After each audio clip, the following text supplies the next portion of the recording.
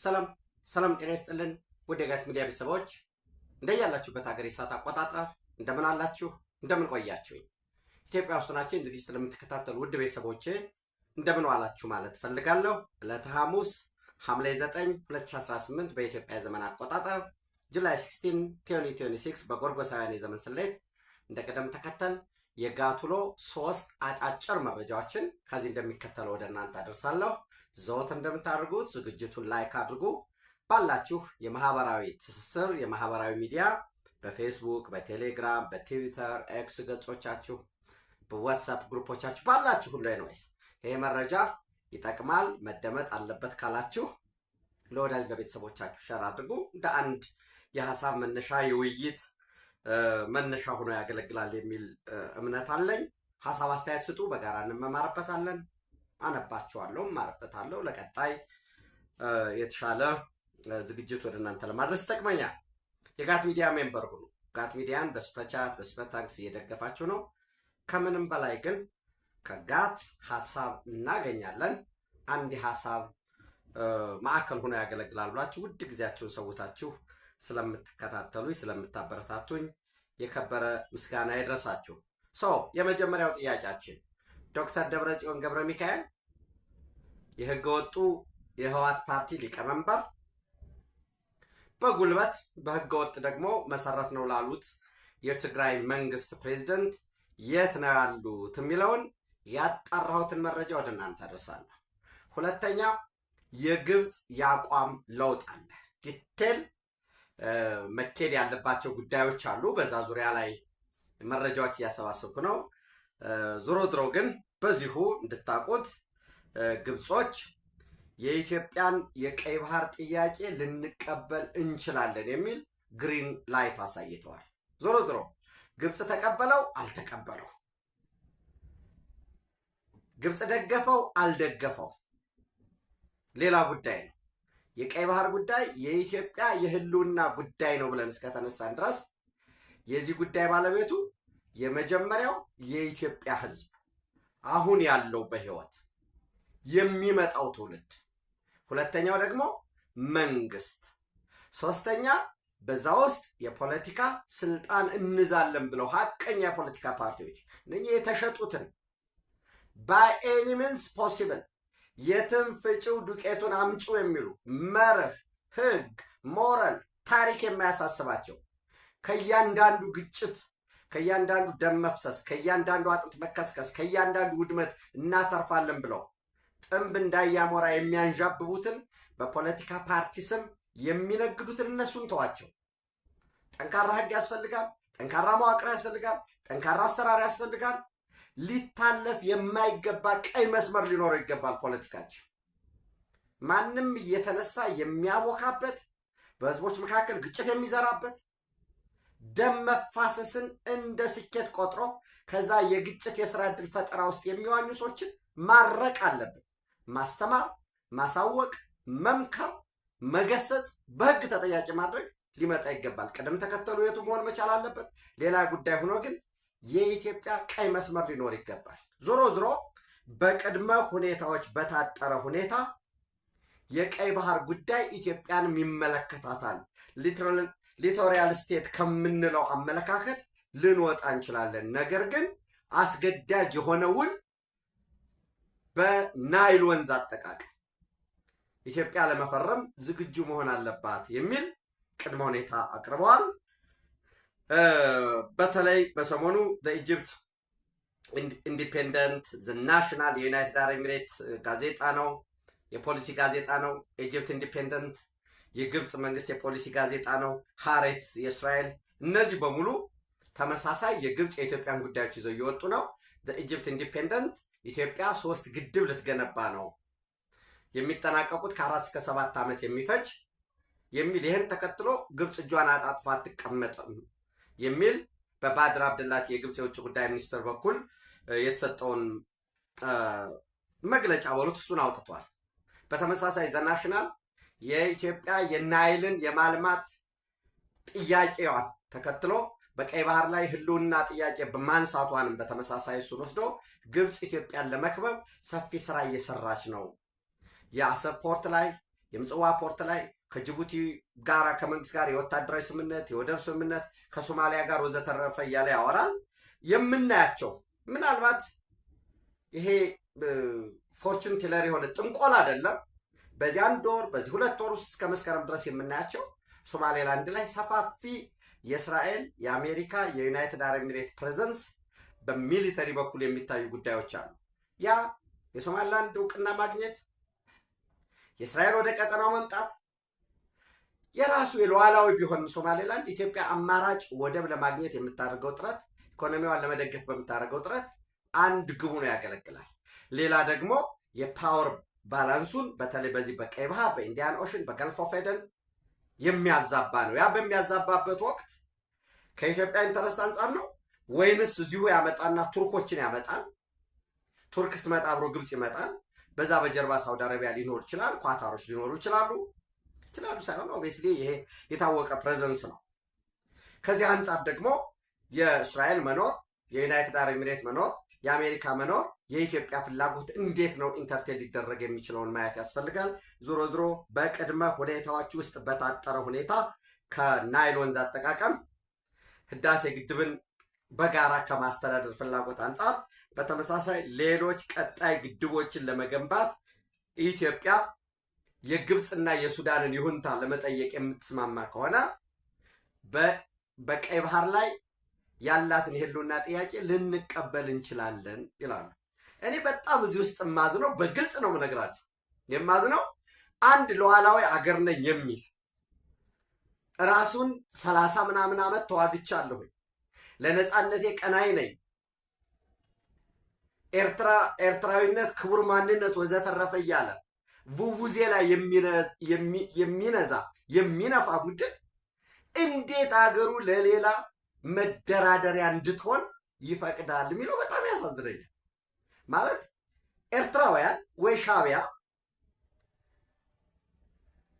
ሻዕቢያ እንደ መንግስት ጠንካራ ቢሆን የቀረቡ የቀደሙ ድሎች አሉ። ለምሳሌ እስከ 20% እስከ 30% ከኢትዮጵያ አየር መንገድ፣ ከቴሌ ድርሻ፣ ሌሎች የጋራ ኢንቨስትመንቶች ከህዳሴ ግድብን ጨምሮ የመሬት ልውውጥ፣ በገንዘብ ግዥ፣ የመሰረተ ልማት ትስስር በጋራ የማልማት ለምሳሌ ልክ እንደ ኢትዮ ጅቡቲ ምድር ባቡር በኢትዮጵያና በጅቡቲ መንግስት በጋራ እንደሚተዳደረው በጋራ አልምተን ኢትዮ ኤርትራ ሬልዌይ ሊሆን ይችላል፣ እሱን አልምተን በጋራ እንጠቀም። ያልቀረበለት መልካም ዕድል የለም። የሁሉ አይበቃኝም ሌላ ጨምራለሁ ብለህ ከናሽናል ኢንተረስት አንጻር መደራደር ስትችል ሙሉ ለሙሉ አጣጥፎ ሁሉን ህልውናውን ለግብፅ ሰጥቶ እጁን አጣጥፎ ትዊተር ላይ ሲጽፍ ይውላል። የማለ ድሮ የኢትዮጵያ መንግስት ይቀበለዋል የሚለውን መረጃዎችን ደግሞ የበለጠ እያጣራሁኝ ወደ እናንተ የማደርስላችሁ ይሆናል። ሌላው ምናልባት ወደ ዋናው ዶክተር ደብረጽዮን የት ነው ያሉት ወደሚለው ከመሄዴ በፊት እንግዲህ በመካከለኛው ምስራቅ ያለው ግጭት ሞሮለስ እያገረሸን ያለው ኤምኦዩ ፈርሷል ተብሎ በሁለቱም ወገን የታወጀበት ሁኔታ የለም እስካሁን። አሜሪካም ሙሉ ለሙሉ ኤምኦዩን ሰርዣለሁ አላለችም፣ ኢራንም ሰርዣለሁ አላለችም። ግን ሁለቱም ሲስፋየር ኢዝ ኦቨር የተኩስ አቁም ስምምነቱን ሰርዘነዋል።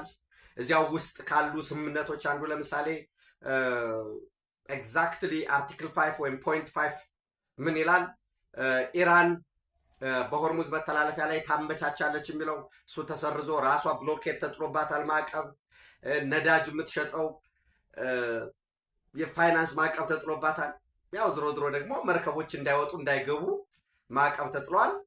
ኢቨን በካርጎ እስከ 20% አስከፍላለሁ የሚለው ዶናልድ ትራምፕ እሱን አቁም ያለው ሰርዣለሁ። ነገር ግን በዛ ቀጠና ያሉ ሀገራት ሀብታሞች ስለሆኑ ለደህንነታቸው ለዋስትናቸው ዋጋ እየከፈልን ስለሆነ እሱን የሚያከክስ ኢንቨስትመንት አሜሪካ ውስጥ እንዲያደርጉ ስራ እንሰራለን ብሏል። አንደኛ የኢራኖች እንግዲህ አንዳንድ የሚወጡ መረጃዎችን ማነባቸው ምንድን ነው የሚሉት እንደምንም ብለው ለ5 ለ6 ወር ጦርነቱን ማራዘም ይፈልጋሉ። ከዛ ወጪው ይጨምራል። የወጪ ሲጨምርባቸው ደግሞ ምን ያመጣል? የአሜሪካ ኢኮኖሚ ላይ ግልጽ የሆነ ጫና ያመጣል። ዘንድ ምርጫ ይደረጋል። በዛ ምርጫ ላይ እንዳይሳካለት ዶናልድ ትራምፕ የሚል እየቀረቡ ያሉ አሉ። ዙሮ ዙሮ ግን እነዚህ ሙሉ ለሙሉ የሚዘጋ ከሆነ ነዳጅ የማይሸጡ ከሆነ መልሶም የራሳቸው ኢኮኖሚ ኮለብስ የሚያደርግበት ሁኔታ ነው ያለው። ድብደባዎች ተጠናክረዋል። ራሳቸው ኢራኖችም በአሜሪካ የጦር ሰፈር በተለይ ኩዌት፣ ባህሬን፣ ጆርዳን እንዲህ ከጆርዳን ቀጥሎ ያለው እስራኤል ነው። እስካሁን ወደ እስራኤል አልጠቆሱም። እስራኤሎች ደግሞ ትናንትም እንዳልኳችሁ እያሟሟቁ ያሉበት ሁኔታ ነው ያለው። ያው እኔ ጀስት በአንድ ሳምንት ውስጥ ጦርነቱን ይቀላቀላሉ ብያቸዋለሁ። እዚህ ላይ ግን ምናልባት አንድ የወጣው መረጃ ምንድን ነው የሚለው የሊንዳ ግርሃም የሪፐብሊካኑ በባለፈው የሞቱት ማለት ነው የእሳቸው ቀብር ወደ መጨረሻ ወደዚህ ወር መጨረሻ ወደ ጁላይ 30 አካባቢ ተራዝሟል። ቅዳሜ ወደ ዋሽንግተን ይሄዳሉ። እሁድ ቀብር ላይ ተሳትፈው ከዶናልድ ትራምፕም ከፔቴክሴት ከአሜሪካ ከፍተኛ ባለስልጣናት ጋር ንግግር ያደርጋሉ የሚል መረጃዎች ነበሩ። ነገር ግን ዛሬ እየወጡ ያሉ መረጃዎች ምንድን ነው የሚለው ኔታንያሁ ዊል ኖት ትራቭል ቱ ዩኤስ ኔክስት ሳተርዴይ አፍተር ግራሃም ፊነራል ፖስትፖን የሚል መረጃዎች እየወጡ ነው ያሉት። በተመሳሳይ በትናንትናው ዕለት አንድ ህግ ለምክር ቤቱ ቀርቦ ነበረ። ለአሜሪካ ለእስራኤል በየአመቱ ቢሊየን የጦር መሳሪያ ድጋፍ ታደርጋለች። በተመሳሳይ ለግብፅ እስከ $1 ቢሊዮን የጦር መሳሪያ ድጋፍ፣ ሌሎች የጋራ ልማት ትብብሮች፣ ወታደራዊ ስልጠናዎች፣ የሳተላይት መረጃ የሚሰጠው በትጥቅ በስንቅ በስልጠና በጋራ ትብብር፣ የጦር መሳሪያ ሽያጮች በገንዘብ የምትገዛው እንደተጠበቀው ነው። ከዛ ውጭ ለእስራኤል በአመት እስከ $3.3 ቢሊዮን ድጋፍ የጦር መሳሪያ ድጋፍ ሲደመር ኤኒ ሚሊተሪ ቴክኖሎጂ ደግሞ የማይተላለፉ ተብለው ኦፍኮርስ እስራኤል ገንዘብ ስለሌለው የማይሰራው ካልሆነ በቀር ሁሉም ቴክኖሎጂ አላቸው። ለዛ ነው በነገራችን ላይ ተከታትላችሁታል። እስከ እኛ ኢኮኖሚያችን ግዙፍ ነው፣ ኢንዲፔንደንትሊ እንቆማለን። አሜሪካ ደገፈን አልደገፈን ከዚህ በኋላ ያን ያህል በአሜሪካ ድጋፍ ላይ የምንንጠለጠል አይደለንም። እስከዛሬ ለተደገፍነው ድጋፍ እናመሰግናለን። ከዚህ በኋላ ግን የጦር መሳሪያ በራሳችን እናመርታለን። ትጥቃችንን፣ ስንቃችንን፣ ኤኒ ወጫችንን በጋራ እንሰራለን በሚል ኔታንያሁ ያቀረበ ሁኔታ አለ። ኢኮኖሚያቸው ያን ይችላል። ለአውሮፓ የሚሳይል ሲስተማቸውን እየሸጡ ነው ያሉት። ከአሜሪካ ጋር በትብብር እየሰሩ ነው ያሉት። እስራኤል ደግሞ በተለይ የሂውመን ኢንቴሊጀንስ ላይ በጣም በሰፊው ስለሚሰሩ አሜሪካም እስራኤልን ያስፈልገዋል፣ እስራኤልም አሜሪካን ይፈልገዋል። ሁለቱም የአሜሪካ ግዙፍ የሚሊተሪ ኢንቨስትመንት ለእስራኤል ወሳኝ ነው። ነገር ግን እንደ ሀገር ኢንዲፔንደንት ለመቆም የሚያስችል ቁመና ላይ ነው ያሉ የሚል እምነት አለኝ። እነሱም የሚወጡ መረጃዎችም የኢኮኖሚያዊ አቅማቸው ነው የሚያሳየው። ዞሮ ዞሮ ሪፐብሊካኑ ማሴ ባቀረበው ውሳኔ ወደ $3.3 ቢሊዮን እንዳይሰጥ የሚለውን እሱን አንድ ሪፐብሊካን ደግፎታል ራሱ ያቀረበው። ከዚህ በፊት ኦልሞስት የዛሬ 2 ዓመት ገደማ በፊት 34 ዲሞክራቶች ነበር ደግፈውት የነበሩ። አሁን ግን 103 ዲሞክራቶች ድጋፍ ችረውታል። ዞሮ ዞሮ ግን በአብላጫ ድምፅ ድጋፉን ለማቋረጥ የቀረበው ረቂቅ ህግ ሳይጸድቅ ነው የቀረው።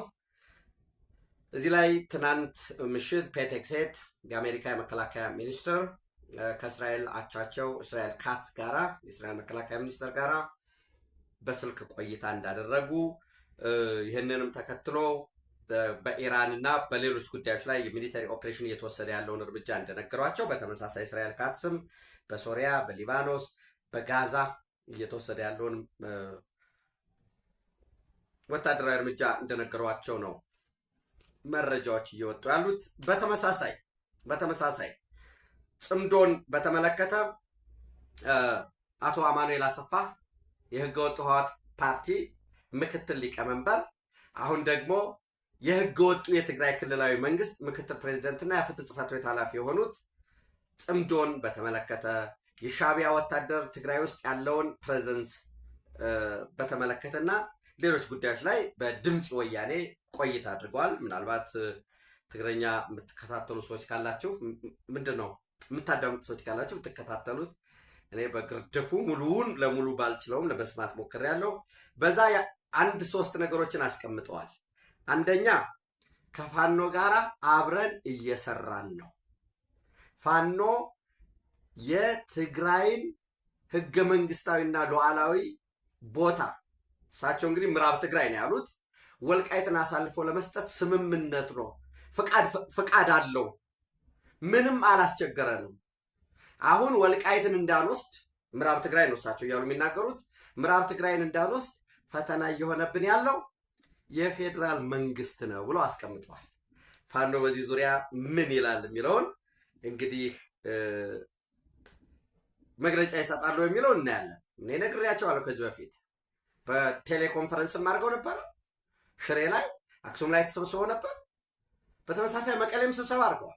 ዘመነ በተገኘበት እነ ተፈራ እነ ሄኖክ አዲሴ በተገኙበት በዛ ስብሰባ ምንድን የወሰኑ ህገ መንግስቱን አሁን ያለውን ህገ መንግስት ከነውስንነቱ እንቀበለዋለን። በህገ መንግስቱ መሰረት የተደራጁ ክልሎች እንቀበላለን። ምዕራብ ትግራይ ወይንም ወልቃይት የሚባለው የትግራይ ነው ብለው ወስነው በአብላጫ ድምፅ እዛ ላይ የተቃወሙ የለም ይሄ ነገር እንደገና እንወያይበት፣ ወደ ታች እናወርደው፣ ታጣቂው ይስማው፣ ህዝባችን የአማራ ህዝብ ምን ምላሽ ይሰጣል፣ ምን ብለን ነው የወጣ ነው። በአመራር ደረጃ ያውቁታል ህወሓት መልምሏቸው እንደወጡ። ነገር ግን ለታጣቂው የነገሩታል፣ የህዝቡ ያታለሉታል። ይህንን ምን ይላል ቆይኔው ብለው ብልጣብልጥ መንገድ የተከተሉ አሉ። ወራስ ኖ ይሄን ነገርማ እኛ አንቀበልም የሚል ያስቀመጣሉ። እንግዲህ ዘመነ ይህንን አስፈጽም ተብሏል። ዘመነ ምዕራብ ትግራይ ፋኖ ሊያስረክበን ተስማምቷል። ፈተና የሆነብን የፌዴራል መንግስት ነው የሚለውን የአማኑኤል አሰፋን የድምፅ ወያኔ ቴሌቪዥን ጋር ያደርገውን ቆይታ ምን ምላሽ ይሰጣሉ የሚለውን እናያለን። ሐቁ ጊዜ ፈጀ፣ ሰውን ዋጋ አስከፈለ፣ የክልሉን ኢኮኖሚ አደቀቀ እንጂ እውነታው እየተገለጠ ይሄን ነው የሚመስል። ነገ ወጣው እንዲያውም የአማራ ህዝብ ጥያቄ ከወልቃይት በላይ ነው እያሉ ነው በአፈቀላጤዎቻቸው በኩል። ወልቃይት ቁራጭ መሬት ነው ሲሉ የነበሩት ናቸው አመራር ይሆኑ እና ኖ ወልቃይትማ ምናምን የሚሉትን አንተ ፋኖ አይደለም የተከዜ ዘብ ነው ይላሉ። እና ይህንን አንስተዋል። አንድ ሁለተኛ አማኑኤል አሰፋ ምንድን ያሉት የትግራይ መሬት ላይ የነበረው የሻቢያ ሰራዊት እየወጣ ነው ብለዋል። ይሄ ፍጹም ስህተት ነው። እውነት ነው ለታይታ ከዛላምበሳ ወጥተዋል። ኬላ ጥለው ነበረ። ከአዲግራት አካባቢ ወጥተዋል። እየሆነ ያለው ግን የህወሓት ታጣቂ ልብስ እየለበሱ እንደገና እየተሰገሰጉ ነው ያሉት። ጦርነት ሊከፍት ነው ከደብረ ጽዮን ጋር አየዋለሁ መልሽ። ለዛ የሚሆን እየወጣ ነው የሚል ምክንያቱም የኢትዮጵያ መንግስት ህወሓት ቢት ተከዜ ላይም ቢተኩስ በሸረሪናም ቢተኩስ ደግሞ አለው በአፋር መጋሎ በኩል በዚህ በቶንሳ አድርጎ በጭፍራ በኩልም ቢተኩስ በየትኛውም አቅጣጫ ሻቢያ አለበት። ሻቢያ ዋጋ ይከፍላል። እረፉ ተብለዋል። ህወሓቶች የውክልና ጦርነት እያደረጋችሁ ነው ተብለዋል። ራሱ ሻቢያ ተነግሮታል። ይህንን ተላልፎ ጽምዶ ብሎ ሲመጣ ያንን የተጣመደውን የሚመጣው ቦታ የተለየ ስለሆነ እሱን እናያለን። ዛሬ ደብረ ጽዮን አምባሳደር እርቪን ማሲንጋን ላለማናገር አክሱም ነው ያለው። እሱን መረጃ ሰጣቸዋለሁ። ወደ መጀመሪያው ልመለስ ስለሆነ ያኔ ሌሊት ብትደውል 24/7 ቴክስት ብታደርግ የሚሰማ ያለው ይህንን ለታሪክ መዝግባቸው ያዙልኝ። የሻቢያ ሰራዊት እየወጣ ነው በሚል ያስቀምጠዋል። ከፋኖ ጋራ ድጋፍ እየደገፉን ነው ምዕራብ ትግራይ እንድንወስድ ብሏል። ሌላው እንግዲህ ያቀረበው የፕሪቶሪያ ስምምነት እንዳይፈጸም ያደረገው የፌዴራል መንግስቱ ነው፣ ነገር ግን አሁንም ለሰላም ዝግጁ ነን በሚል እሱን ትናንት ለእርቪን ማሲንጋ የተናገራለ። እዚህ ላይ እንግዲህ በተለይ ከፋኖች ጋራ ይሄ ቀረጥ መቅረጥ ጋራ ተያይዞ ኬላ ጥለው ፋኖም ቀረጥ ይከፍላል። ምንድነው ዋጃ አካባቢ እዚህ ወደ ራያ ወደ ጥሙጋ አካባቢ ኬላ ጥለው ይቀርጣሉ መኪኖች፣ ወደ ትግራይ የሚሄደውንም ከትግራይ ወደ አዲስ አበባ የሚሄደው። እሱን ተከትሎ እናንተ እዚህ ኬላ አቁማችሁ መቅረጥ አትችሉም። ሲጀመር ራያ ባላ በሉት፣ ራያ ዋጃ፣ አላማጣ ወዘተረፈ እነዚህ በኮማንድ ፖስት ውስጥ ሲተዳደሩ የነበሩት ከምንም በላይ ህዝብ ያውቃል። ዛሬ ሚዲያውን ይዘህ እንደው ዝም ብሎ ነጭ ፕሮፓጋንዳም ስራ ጥቁርም ይሁን ፕሮፓጋንዳ ግራጫም ይሁን ይሄ ቶልንት ቡት ምንድን ነው ይሄ ፌክ አካውንት ከፍተህም ከሻቢያ ያለው የፕሮፓጋንዳ የግብፅም ድጋፍ አግኝተ የፈለገውን ብታወራ የፈለገውን ብትጮህ መሬት ላይ ያለው ህዝብ ያውቃል። ካላማጣ የተፈናቀለ 70 ሺህ ገደማ አካባቢ ህዝብ ቆቦ ነው ያለው። ከቆቦም በየቤተ ክርስቲያኑ በየዘመድ በየመንገዱ በየበረንዳውም ያድራል። ያ በበረንዳ በየቤተ ክርስቲያኑ በየሃይማኖት ተቋማት በየዘመዱ ተጠልሎ እስከ ደሴ ድረስ ይሄን ህዝብ እርዳታ ሊሰጥ ሲሄድ 3 መኪና ፊኖ አውርደውን ነምሬ ወዳጁ ሽጠውታል። 3 መኪና ፊኖ ስንዴ፣ ጥራጥሬ እርዳታ የለም። ስለ 80 ተፈናቃይ ያለ ብትሏቸው የለም አናውቅም ነው። እኛ ከህወሓት ጋር ነን። ሲጀምር አላማጣ የነሱ ነው ሰጠናል ብለዋል በአደባባይ። ያንን ሰጠን ያለ ተለላቂ መልሶ ወልቃይትን መስጠት አለብህ ይላል።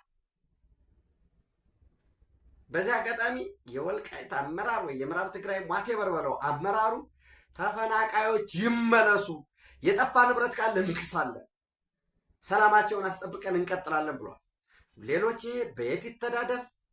በትግራይ ነው መተዳደር ያለበት፣ በአማራ ነው መተዳደር ያለበት፣ አማራ የሚባል ክልል ይቀጥላሉ ምናምን እሱ ላይ እያወራን በደንብ ማየት እንችላለን፣ ሀሳብ ማንሸራሸር እንችላለን። ራሱ ወልቃይትስ ክልል ነው መሆን ያለበት ወይስ በየምድርን ይዞ የበየምድር ክልላዊ መንግስት ነው የሚሆነው? እኔ በየጊዜው ሀሳቤን ወደ እናንተ እያደረስኩ ነው የመጣሁት። ዞሮ ዞሮ በራያ ዋጃ የነበሩ ፋኖች ፖሊስ ጣቢያ ታስረዋል። ጥሙጋ ላይ 31 ፋኖችን ጫማቸውን አስወልቀው አላማጣ ከተማ በባዶ እግራቸው ነርተው አሁን እንደዚህ ሲያደርጓቸው ደስ ይለኛል። ሲሪየስሊ ማለት በባዶ እግራቸው በከተማ መሃል ነርተው እየደበደቡ ሀውጃኖ ትምህርት ቤት ነው አስረዋቸው ያሉት። ዛሬ ትናንት የአርሚ 31 ከፍተኛ አመራሮች ስብሰባ አድርገው ነበር። በስብሰባው ከኛ ጋራ ተጠርንፎ ሊዋጋና ወደ ምሽግ ሊገባ በሰጠነው ትእዛዝ መሰረት ሊንቀሳቀስ የሚፈልግ ፋኖ ካለ ወደ ምሽግ ይግባ ከኛ ጋር። ከዛ ውጭ ግን በተናጠል ካምፕ አለን እዚህ ጽጌረዳ ሆቴል ወዘተረፈ እየዞርን እየበላን እያረድን እንኖራለን የሚባል ከዚህ በኋላ ያለም ውጡ ከትግራይ ተብለዋል። እሱን ለማስፈጸም እየተንቀሳቀሱ ነው። ትናንት ተኩስ ነበረ። በዛ ተኩስ እንግዲህ ከአርሚ 31 2 ሰዎች ሞተዋል ብያቸው ነበር። ዘን ራያ ዋጃ ላይ 9 ፋኖችን ገድለዋል። 14 የራሱን የትግራይ መከላከያ ኃይል ቲዲኤፍ ብሎ የሚጠራው ቆስሏል። ከፋኖች በኩል ደግሞ ከሞቱት ባሻገር የቆሰሉም አሉ። እንዳልኳችሁ አርሚ 31 ውጡ ወይ ከኛ ጋር ምሽግ ውስጥ ግቡ ብሏቸዋል። አንዳንድ ቦታዎች ላይ ዶዘሮችን ከባድ ስካቫተር ምናምን አቅርበው ምሽግ እየቆፈሩ ያሉበት ሁኔታ ነው ያለው። ይህን ካልኳችሁ በኋላ እንግዲህ ወደ ደብረ ጽዮን የት ነው ያለው የሚለውን በአጭሩ ልንገራችሁ። ከዛ በፊት ደብረ ጽዮን የት ነው ያለው የሚለውን ትናንትም አርቨን ሆሴ ማሲንጋ ወደ መቀሌ መሄዳቸውን ተከትሎ 7 ከፍተኛ የዲፕሎማቲክ ልኡካን እዛው ኤምባሲ ውስጥ ያሉ አስቀድመው 2 ሰዎችን ልከዋል። 2 የፕሮቶኮልና የደህንነት እና ኤምባሲ ውስጥ የፋይናንስ ስራ የሚሰራ ሰው ልከው ሆቴል ተከራይተው ኤኒዎች ሸፍነው አዳራሽ ሁሉ አድርገው በዛ ነው ሲቀበሉ የነበሩ። በግል ቻርተር አውሮፕላን ነው የሄዱት። ዘንድ ከሄዱ በኋላ አንደኛ እንግዲህ የት ነው ያሉ ደብረ ጽዮን አልተገኘም እና አንደኛ ኤርትራ ነው የሄደው ኤርትራ ነው ያለው የሚሉ ጽሁፎች እየወጡ ነበር። 1-2 በጣም ማምናቸው ሰዎች ኤርትራ ነው ያለው ብለው ነበረ። ሁለተኛ የለም ሕክምና ላይ ነው ያለው ትንሽ ታሟል የሚል መረጃ ወጥቶ ነበር። እንደውም አንድ ሰው የለም ህወሓት ውስጥ እኮ እጅግ በጣም ከፍተኛ ክፍፍል ተነስቷል፣ ለሰላም እድል እንስጥ ብሎ የሆነ ቀን ተከራክሮ ስለነበረ ከዚህ በኋላ ሲምቦሊክ ከሆነ ውክልና ባሻገር በዚህ ቦታ ላይ አትቀጥልም ብለውታል የሚል እየቀረበ ያላል። እንግዲህ መፈንቅለ መንግስት ሊኖር ይችላል የሚሉ መረጃዎች ደርሰው ነበር። ወደ እናንተ ስላላደረስኩት ነው እንጂ ዘን ሌላው ምናልባት እንደ ኃይሌ አረፋይኔን ጨምሮ የለም ከባድ አገራዊ ተልኮ ላይ ነው። ያው ክልላዊ ቢለው ጥሩ ነበር። አገራዊ ተልኮ ትግራይን እንደ ሀገር ወስደውት ከሆነ ኤኒዌይስ ከባድ አገራዊ ተልኮ ነው የሚል ሌላ ደግሞ አይ የለም አምባሳደር አርቪን ሆሴ ማሲንጋ ሰማዕታት ሐውልት ወይንም ሐውልቲ ተቀብለውታል፣ ዶክተር ደብረጽዮን አናግረውታል፣ ነገር ግን ፎቶ አልተለቀቀም የሚል ይህም አንድ የወጣ መረጃ ነበር። ይህን ለማጣራት ሞክሬ ዘንድ ዛሬ ጠዋት ከታማኝ ማለት ሁልጊዜ አስተማማኝ መረጃ ከሚሰጡኝ የመረጃ ምንጮች ጋር ባደረጉት ማጣራት ዶክተር ደብረጽዮን አክሱም ነው ያለው። አክሱም ከሻቢያ ወታደራዊና የደህንነት ባለሙያዎች ጋራ ከሱዳን የመጡ 3 ሰዎች ወታደራዊ አመራሮች ጋራ እና እንግዲህ ራሳቸውን ፋኖን እንወክላለን የሚሉ ሌላ 2 ሰዎች፣ አንድ ከውጭ የሄደ አንድ ደግሞ አገር ውስጥ ያለ ሰውየውን በትክክል ስላልነገረኝ ነው ማን እንደሆነ ከነሱ ጋር ሆነው ጥብቅ ስብሰባ እያካሄዱ ነው። በስብሰባቸውም አንደኛ ምንድነው የወታደራዊ እየተመለመሉ ያሉትን እየገመገሙ ነው። ወደ ኤርትራ ለስልጠና የሚሄዱትን፣ በክልሉ ውስጥ የሚሰለጥኑትን እንዲሁም ወደ ሱዳን የሚላኩትን በተመለከተ እየመከሩ ነው ያሉት። ሌላው ለሌሎች ታጣቂዎች ድጋፍ ማድረግ በሚቻልበት ለፋኖም ለሸኔም ለሌላውም ድጋፍ ማድረግ በሚቻልበት ሁኔታ እየመከሩ ነው ያሉት።